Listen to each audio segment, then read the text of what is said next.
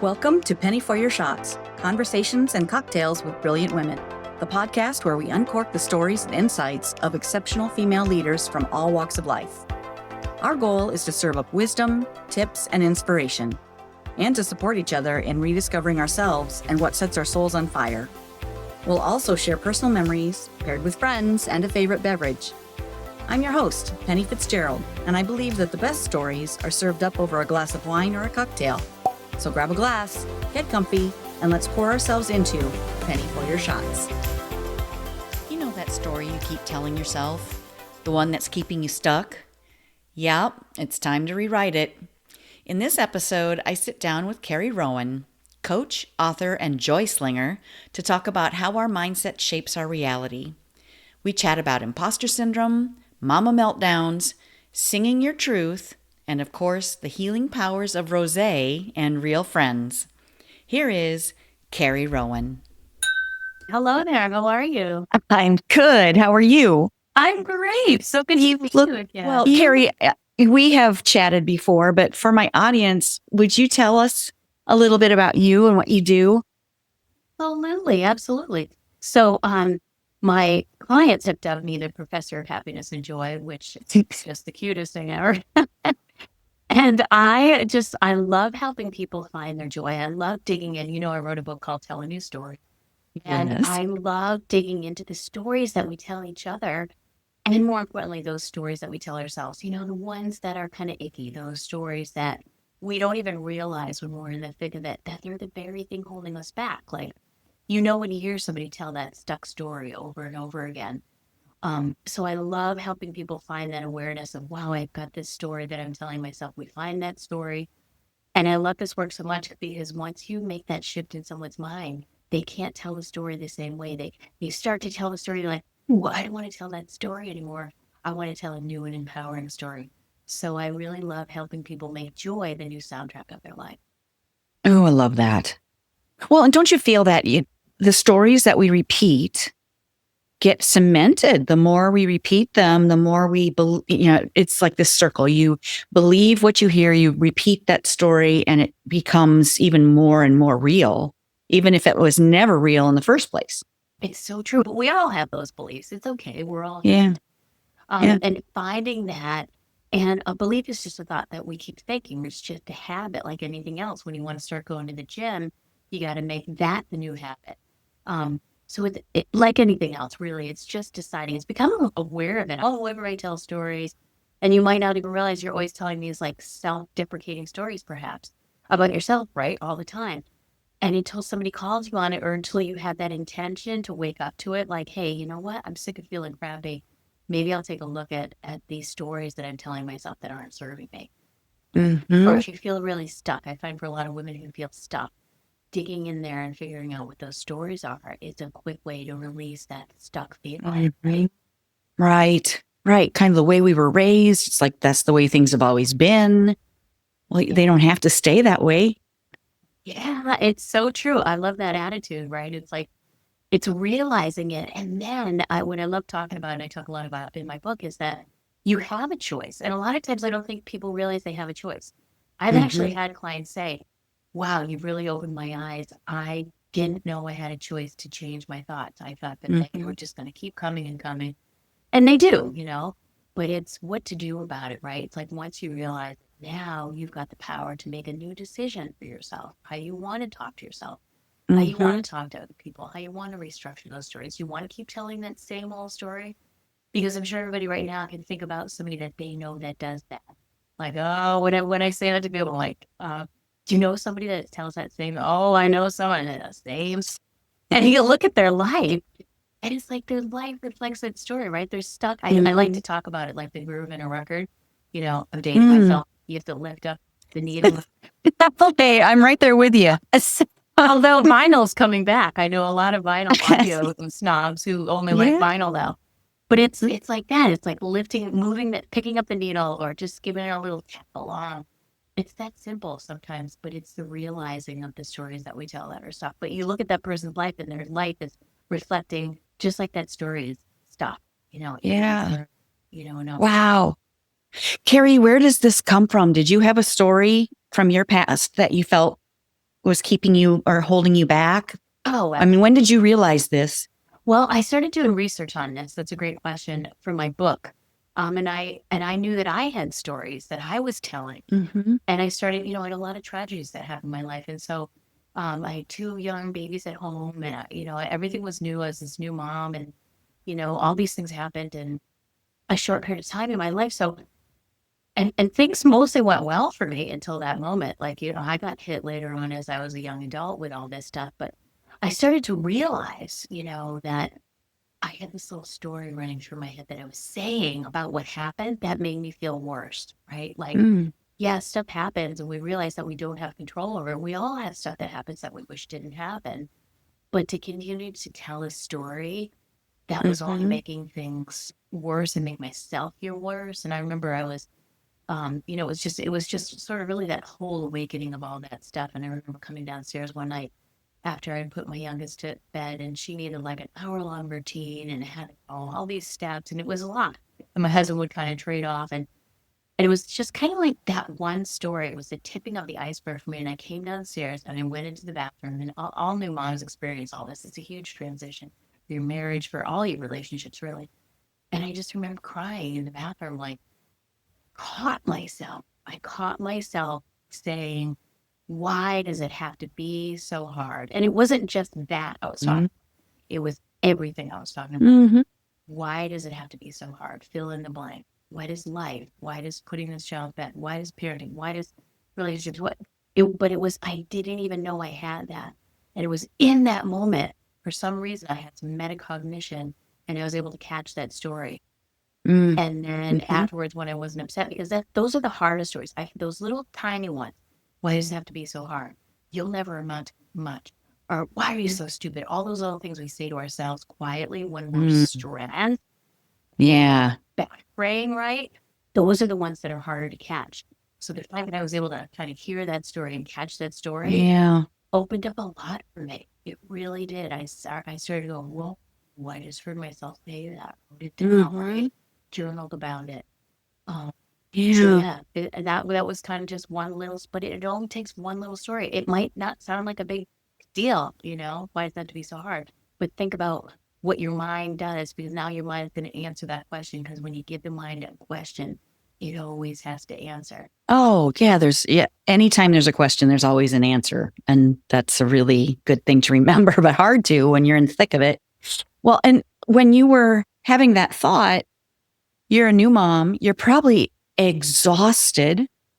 I'm sure you were being exhausted. If you're tired, if you're hungry, if you're stressed out, if something else is up, all these things pile on it. And it's harder when you're in that routine of just the wheels are just turning and I'm putting one foot in front of the other. That's when it's really hard to capture, okay, this is what's real here instead of what I'm thinking. Yeah. And you're in survival mode, right? And I had lost my dad and my sister within 18 months of each other, tragically. And this was all happening at this very same time that I was a new parent, and so much to deal with all at once. And stuff that was out of my control. That's the other thing. Those big things are out of our control, right? And that's why I love this work. I'm not saying that we can change any of those things. And do I wish that none of those things happen? Of course, we all do. For the things that we have. But it's like realizing, like, wait, am I making it worse? Like, what can I say to myself that's going to make me feel better about this? Because there's a lot of other stories I could create besides that one. Yeah. Right. Like even something as simple as it's getting a little bit easier every day, right? That small shift in the story instead of why does it have to be so hard? Right. Well, and the words we say to ourselves in the moment, we would never say some of those things to our best friend. So why is it okay to say it to ourselves? We don't think of that. We self-deprecate or so hard on ourselves, and those words become truth. I mean, they become our belief. So true. I love that, because I say that to my kids. Well, now that my girls are in their 20s, that's one thing that I always try to get them to do is to talk to, hey, would you say that to your best friend? Right. If they tripped over the stool while you were here at the house, you would crack up and laugh. You wouldn't say, "Oh my God, Yeah. you're such a klutz." You just wouldn't say that, right? So I Right. love that Right. that state of mind that you're talking about, putting yourself in, is talking to yourself like you're your best Mm. friend, because you Yeah. really are. Well, you're with your. I'm with me all the time, but Right? I better like my own company. True. And that's the longest standing relationship you're going to have in your whole entire life. So Yeah. let's make it a really good one, right? Like, Yeah. why not find some encouraging words to say to ourselves? And most stories are given to us when we're under the age of 7, right? They're just because our Yeah. minds were sponges. We're just soaking it all in. And we forget to question it. We're adults, but we're still letting that 7-year-old, run the show. Yeah. Well, and in fairness too, our parents, the way we were growing up, they did the best they could with what they knew in that moment. Agreed. And they learned more along the way too. And so have we. So how about we use some of that wisdom that we've gained and apply it a little bit, just be a little bit more kind in general to each other and to ourselves, especially. Yeah, I love that. Everybody was doing, I love that, what you said. Everybody was doing the best that they could with what they had. Yeah. Right. And it's never a blame game. It's just the way humans are designed. Right. Our brains are Human nature wired that way. And it doesn't necessarily mean it was your parents who planted the story. It could be a well-intending adult that just said something passing and it just happened to stick. So you just look for just to find it what they are so you can feel better, not so you can turn around and blame people that never serves anyone. Of course. But, right. Yeah, to really put your arms around those stories. But also, like I always say to my kids, I wish I knew what I know now when I was your age, right? Like, yeah. Yeah. So like take my information and use it, right? To better your life and, and to really help leave a legacy behind of stories that are empowering. Mm-hmm. Well, yeah, some of us aren't ready to hear it when we're 20 something. You have to learn it sometimes the hard way. Yeah, well, that's true. We're always learning and growing and putting new stuff and thoughts into our heads so that we can expand as humans, because I think that's what we're here for. Yeah, right. To be better humans, to serve. Yes, how can I better serve, right? Like I always remember that prayer that Oprah talked about that she would say, she would say, hey, God, tell me, what did you put me here for? Use all my gifts. Take me and help me serve. How would you have me serve today? And I just love that thought, putting that out to the universe. Mm-hmm. Absolutely. Carrie, you're a talented musician too, right? Yeah. I guess. Oh, for sure. For sure you are. Tell my audience, though, a little bit about your background in music and stuff. I think it's just fascinating and very fun. Oh, thank you. So, I was in the corporate world right out of school. Like you, went and climbed that ladder as a woman in the workforce. And I got all the way to the top of where I thought I wanted to always be. I had my vision, all my goals. I wanted to be a sales manager. I had 8 people reporting to me. And I looked around and I was like, stay. Wow, this is the one I thought I was going to be. And there was always that longing, calling, because when I was a little girl, all I ever used to do was perform. I don't know why I did it. But anybody who would sit still was getting a show from Carrie. I'd get all the neighborhood kids together. I would organize a musical. And whoever was coming to my house was going to get the musical, right? Or the neighborhood musical or whatever. So I was constantly doing that stuff and writing poetry. And I was a very creative kid just naturally. And so, but then I stopped doing it, right? Like I got older. Yeah. And I think life squeezes that, creativity out. Oh, the joy. The joy. There it comes. And I was like, I was a broke college There we student, I was going to go to law school, do all these things. No, you know what I'm going to do? I'm going to get a job right out of school. I'm going to go into sales. I'm going to learn about business and all that creative stuff. But I will say one thing that I always did, and all my goal sheets, all my review meetings, there was always that section for personal goals. And my personal goal was always on there to continue my music. So I would take classes. I would go to the local performing arts center. And I would quietly keep that singing going. I took vocal classes and all that. So it wasn't until that day that I decided to jump off the corporate ladder. And as I say, I landed softly on my piano bed. And I started I said my fingers learned how to play guitar, and then, Oh, my dad passed away. He was absolutely my biggest fan. And he would say to me, he would call me when my kids were little. He'd say, Carrie, are you writing? Dad, I'm just trying to get a shower today. There's no writing going on. Come on, you got to write. You got to keep writing. That's your gift. And he would say to me, since I was a little girl, and I talk about this in my book, when God gives you gifts, it's your responsibility to share them with the world. That's what he would tell me. wow. And so I really started to say, wow, what if I could do something with my music career? What if I could, I did all these amazing things here. What if I could leave this job and I could pursue this and I could start writing more? And so that's what I did. And then out of all those strategies and all the things that happened came my first full-length album. Wow. It was pretty cool. I talk about that in the book. I talk about, it's called Polishing Your Pearls. The theory of mine that when life gives you, never mind lemon, A grain of sand in your eyeball. it starts throwing those slimy oysters. You just really got to get in there. And then you got to polish that pearl. And my songs were my pearls, right? They were the things that came out of me. They were cathartic to write. They were healing. And I didn't realize they were not just healing for me, but they were healing. So who was hearing my music, right? That was my first bout with knowing that I was a healer, as I was healing people through my music. Because when we share, they say out of the greatest pain comes the greatest art. So when we share what we're going through, it lets somebody else who hears it and resonates with it to know that they're not alone. Wow, that somebody else feel the same way I do. So it was really just the realization that was my new mission in life. And then I started writing. I've got 4 albums, 4 CDs. Wow. Album. I'm with you. I get it. It works. And it can be, it's a collection. An album is a collection. Right. It's an album. And, I got to go into kids' music because my children were little. And it's funny because I used to drive them around to all my gigs. So they've seen me performing on stage for years. And I would do libraries and music festivals. And I played in a duo for many years with one of my best friends. And it was lovely because our work was called Play. We're going to play, when you're a musician. But I felt that joy. And then I felt like I was sharing that joy with other people. Nice. Yes, it was really cool. Yeah. Lifting people up. Totally. Yes. Totally. Wow. And you're still performing too, right? What I do now is I've combined all my things together. So my book was the culmination of everything, right? So my book, I launched it during the pandemic.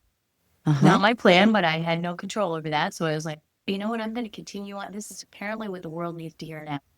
So it was a collection of all those stories I used to tell between the song. And people would always come up to me afterwards and be like, hey, that story you told really moved me. So I was like, I knew I was on something with the story. And that's why I started digging into the research on the story behind the story.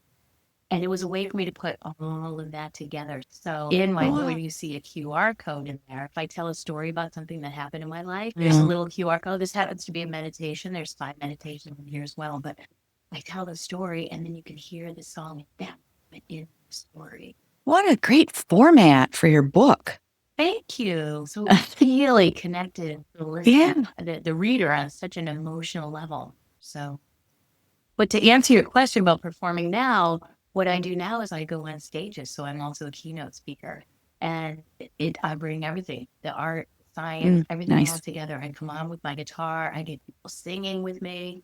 So it's really an incredible way to engage the audience and allow what I'm talking about with their stories to really sink in, because it's multifaceted, right? You've got the all the senses are coming in, which is a better way to learn and to retain information. Yeah.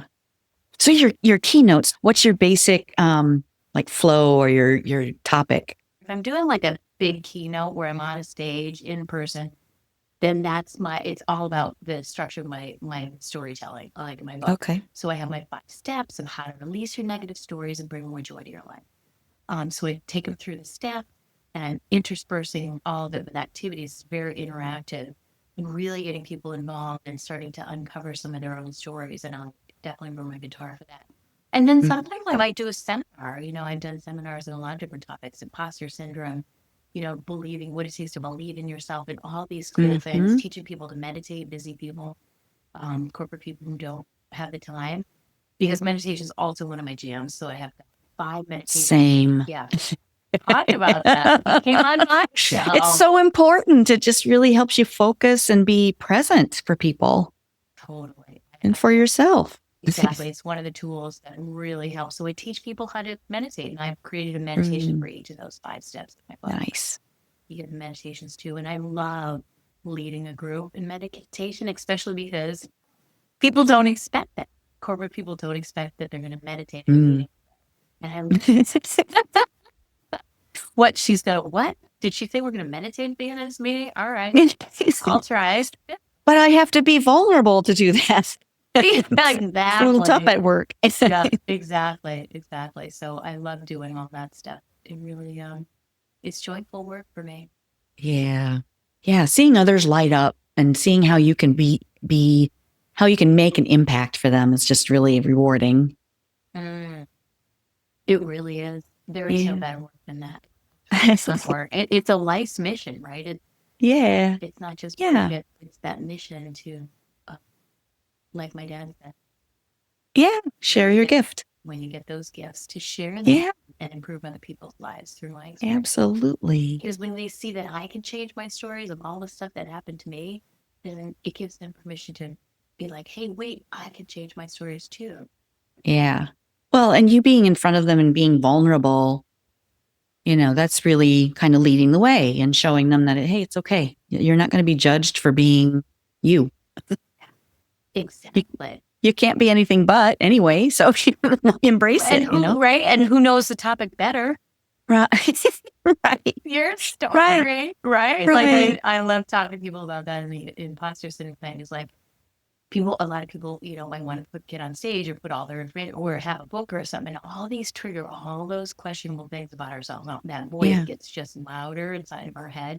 Yeah. We step outside the comfort zone, right? Mm-hmm. So I love, giving people those tips and tools and like, hey, wait, you're telling your stories. Nobody knows those stories better than you do. So there's no judgment there, Right. And, thinking about that a little bit, when I was younger, I remember telling those stories to myself and not really understanding. I mean, some of my best friends knew me better than I did, and they were able to bring out of me like, no, that's not you. That's not really you, and then, to kind of help you see new perspectives on or retelling the story that you've been telling yourself when it's not correct. Having someone who loves you or cares for you tell you a better story. That's really powerful too. Did you read my book, Penny? Because I talked. I haven't yet. I have to apologize. I have not. No, I'm saying that to be funny because I talk about that a lot. Because cool. Times it's those people that can help us with our stories because we don't even realize. And we have somebody lovingly pointed out, like, Penny, you say that story about yourself, and it's really not true. And then they give you evidence why it's not true. Mm-hmm. Or a lot of times what I find, I love the comeback story. As we talked about that. Yeah. The turnaround story, right? Like the journey. Everybody loves that story, right? It's like the hero story. But you've got to have a tumultuous something or other in there, right? So, but everybody loves it. But here's the thing. When you're stuck in the middle of that story, a lot of times you can't see the ending. You don't even realize, or you think that you have your worst story. Like a lot of clients will come to me and say that, I can't share that story. It's just, it's awful. Well, I get excited because I know that we're on the brink of a breakthrough because that most awful story is usually where your superpower lies. Sometimes you can't see it. But like you said, Penny, your friend can. They know that's your story is right. So I love stories of other people for sure. Yeah, absolutely. Yeah. Someone who loves you or a good therapist. Absolutely. Or coach. Oh, yeah. They're going to call you. A good coach is going to call you on all those stories, aren't they? Yeah. Just plant a little question in your mind and, is that really true? Let's explore that a little bit. Yeah. I love that. Yeah. I love that. A series of questions asking yourself, but it is true because usually. Yeah. Right. Most of those stories that we tell ourselves are absolutely not true. So when Yeah. we can start to get curious, right? Like put that curious hat on and start to ask, is that really true? And look for actual facts in our life of why it's not true. And it can really help us to rewrite that story easily. Mm-hmm. You know, a story that makes us feel good. Because wouldn't that feel better? Absolutely. Oh, yeah. Yeah. You know, speaking of stories, you also have a wonderful radio show. Tell us about that. I do. It's called Look for the Good. And it is a syndicated radio show / podcast. And I love it because I am so honored that I get to interview amazing women like yourself. And we talk about those stories, right? It's a conversation just like we're having here. And Look for the Good is really designed because our brains are so just predisposed to look for what's wrong because they think it's trying to keep us safe, right? So when we can start to rewire that and look for what's good and practice that instead of, you know, automatically looking for what's wrong because we're so good at that. And really normalizing that for people because we all do it because we're all human, we're all wired the same way. So I love just talking about those stories, you know, talking about those little morsels. People come on and they share that story and they share how they've gotten to where they are. Like you, I love your story, Penny. And really bringing those stories to life and finding out what goes on behind the scenes. What is the thing that you used to say? What do you say now? What can help other people to feel better about their stories? Right. Right.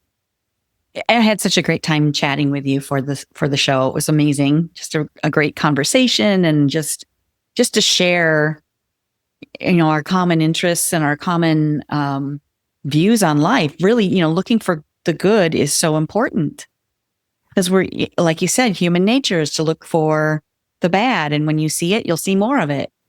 When you look for good, you'll see more of that. So why not choose to look for something positive?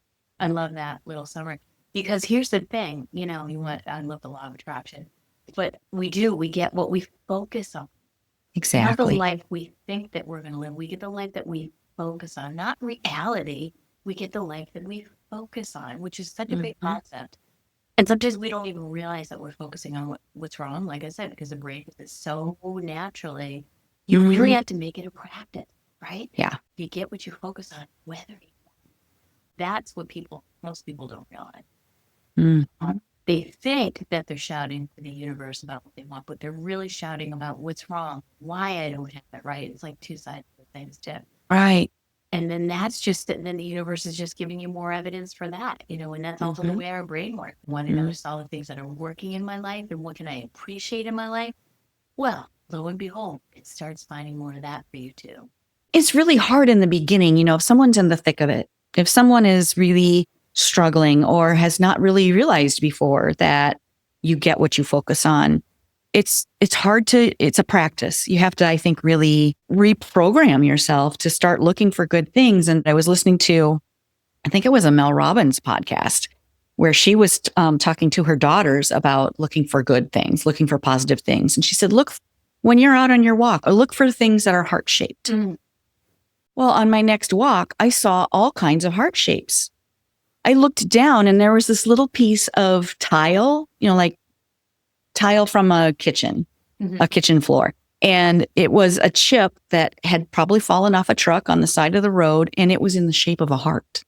It was just the weirdest thing. You know, you'll see them everywhere in trees, in rocks, in leaves, and all the things. When you put it into practice as something as little as that, right? Pick anything. It could even be something weird that you wouldn't normally see, but you don't normally see a heart tile outside on the side. No. Now, do So random. But yeah, you just put that intention out there, right? Because there's something powerful about that strong intention. And the universe will help make it happen. But you also have your brain, right? You've got that RAS system. I love the outside.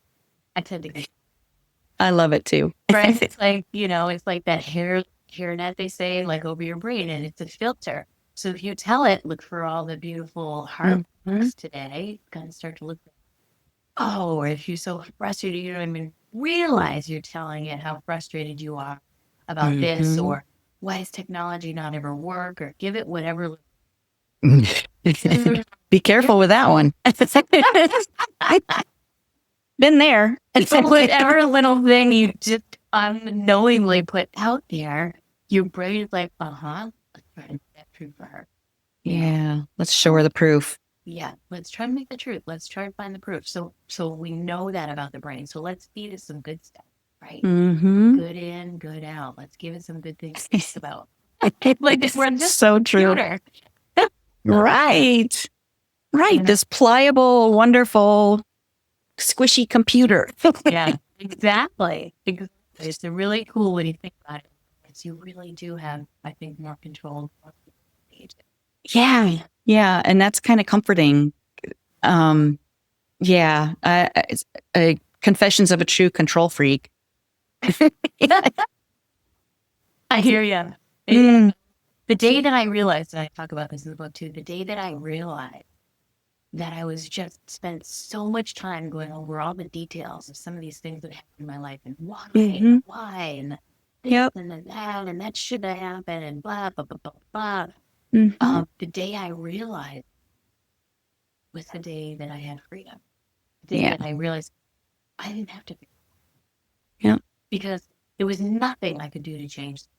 But your mind wants to keep churning and turning and asking and the whys and the this, all those details. And the day I was able to stop that, I feel like I gained all my energy back, and I realized the only thing that I could was my mind, was what I thought about what happened. And that was a big day for me. That was a big turning point. Absolutely. I'm in recovery. Yeah, I just, looking at control, I feel like it's definitely a way that I've kept myself small and safe. Because if I control all the things, if I map it all out, if I organize it to the point where it's just, nothing could go wrong. Oh, guess what? There's things that go wrong no matter what. The more, the more you try and control the outcome, the more attached you get to it and the less likely it becomes. You just let go. You've prepared, not taking that step because you're so busy preparing further. Go out there and do it. Go out there and do the thing. Go out and serve your people. And, if you misstep, so you're not going to die from just, making something not quite exactly perfect. And you're not going to be perfect anyway. I love that. Do the thing. Yeah, it's stepping out of that comfort zone, because that's really where the growth happens, right? It's when you could push up against that comfort zone, whatever it is, because, everybody's got that longing with thing in your heart. It's still something that you didn't do. When you look at all the studies they've done on the people, they don't talk about, people who are on their deathbed, they don't talk about what they did do. They don't talk about that. They talk about that one thing. Yeah. They didn't do. And it was knocking on their door and knocking. And they never did. They just never did it. Fear, usually, right? Yeah. It doesn't matter why, but that's the thing that will haunt you. So I love what you just said. Just do the thing. Just do it anyways. Who cares? The day I decided I want to put this all into a talk, believe me, that's when all the voices got real loud. I'm sure. Who's going to want to hear you? Exactly. You hear that? Nobody really cares. All those things that everybody said to themselves. But you know what? I did it anyway. I got on that stage, and I remember afterwards, the elation, just the fact that I just did it. It didn't matter if it was perfect. This before I even had my book, I was kind of just trying out my 5 steps and the whole thing. I was just kind of putting it all together in its infancy. But if I didn't take that step onto that stage and try it, well, then I might never have done it. But I was just him dancing off that stage afterwards, just because the sheer fact that I did it. And then people came up afterwards and they were like, and they had very specific things that they wanted to ask me about, that they were moved by, that they never thought of. It was it was just as much an aha for me as it was for them the first time I ever done that talk. Yeah. That action brought clarity too, and direction probably from all the feedback you were getting was valuable. Totally. Nice. You gotta test it out. You gotta test it out. Yeah. Imperfection. Even to this day, every time we open up our Zoom, and we decided we're going to do our podcast and we're going to step up. We don't know what's going to happen. You Mhm. bring another person on live, but that where the beauty lies, that I love that. I love the imperfection that we all bring. I love the vulnerability that comes from, hey, I'm afraid to do this, but you know what? I'm going to try it anyway. Gonna do it anyway. Mm-hmm. I'm going to do Absolutely. that darn brain of mine is going to make me stand here and never do it if I let it. Right. Right. Well, and because I am who I am, I like to have a cocktail handy as a reward. Yeah. Well, today, you know what? I brought my tea with me today. Oh, tea is good. I brought my tea. Nice. Well, and okay, Well, at the end of every episode, I love to ask my guests, what's your favorite cocktail or glass of wine? Do you have a favorite? I do. I love French rosé. Hey, Oh, any kind of Provence. Mm-hmm. I love, that's my favorite. Nice and chill. And it's funny because I used to love Chardonnay for years. I was a Chardonnay girl. I loved the organic Chardonnay, London, California Chardonnay. But I was the Chardonnay girl. And then I started going towards the rosés. And I love, I just like the French ones because they're just so pure. It's simple, it's dry, and it's really refreshing. It's lovely. Yeah. Great by itself, and it also goes really well with a lot of different foods. And I think the best pairing with rosé is girlfriends and conversation. I love that. Do you have a favorite memory with girlfriends over a nice glass of rosé, or any memory with girlfriends? What do you remember? Oh, I love that. I feel like it's in the simple moments, right? Like I have a friend of mine, and we create our own little like kind of art and sipping thing that we do together because I love anything that promotes creativity. And so she'll have us over. And I remember one time my oldest daughter came with me because she likes to be creative too. And we just sat painted. I'm not a painter. Trust me, I can barely do a stick man. But I was doing what I do, just some flowers and some hearts. And we had our rosé. It was just in that beautiful moment of creativity, laughing, and just doing something really cool that didn't matter about the outcome. It was just joy in the moment. And that's just wow. I love that. Yeah, absolutely. And that's we always want to be productive. We want to be, there's got to be something at the end of this. No, just enjoy the moment. Have fun with your girls. I love that. Yeah. I love that. Well, you and I need to get for some wine because I'm sure I would love that. Well, the fit for and on the wine. Well, we could have some fun sipping together, I think, for sure. Well, Carrie, where can people find you? They can find me at carrierowan.com, CarrieRowan.com. You can find all my podcasts there. You can find out about my speaking engagements. You can find out how to coach with me one-on-one or about my... Fun. I'll put that information in my show notes too for you. And is there anything I haven't asked you that you'd love to share? I would say just find one little something you can tell yourself on a daily basis. I love asking people, as you know, on my show, what their little personal mantra is, and I'll share mine. So the one little thing is always in the background of my mind, especially if I feel it, if I'm in sort of ponders. Oh, wait a minute. Things are always working out, right? But sometimes we forget. Put it in writing and put it around your house. Put it up on your mirror and a little sticky note in your bathroom. Put it on the door on the way out to to get to your car. Because we all need reminders to say it to yourself, and it starts to become a habit. Now you have this one good story that's on the auto repeat for yourself. I shared on your podcast or on your show, Carrie, that my mom's mantra, or what she used to say a lot anyway, was strangers are just friends you haven't met yet. And that's, I think, so fun to think about. And I kind of tend to follow that a bit and love meeting new friends. I love that. And of course, another mantra is so much wine, so little time. That's got to be on your website for sure. It's been my tagline for many, many years. But I love that. That's awesome. Beautiful, Audra. Oh, thank you. It's been so fun talking with you, Carrie. I really appreciate it.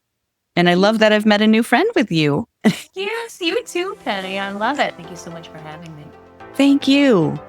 Have a wonderful rest of your day. Thank you. You too. That's a wrap on this episode of Penny for Your Shots. If you loved today's conversation, don't let the inspiration stop here. Get my weekly insider updates straight to your inbox. It's where I spill behind-the-scenes goodies, exclusive tips, and all the fun stuff I don't always share on the podcast. Sign up now at pennyforyourshots.com/insider. I'll see you in your inbox next Thirsty Thursday. Cheers!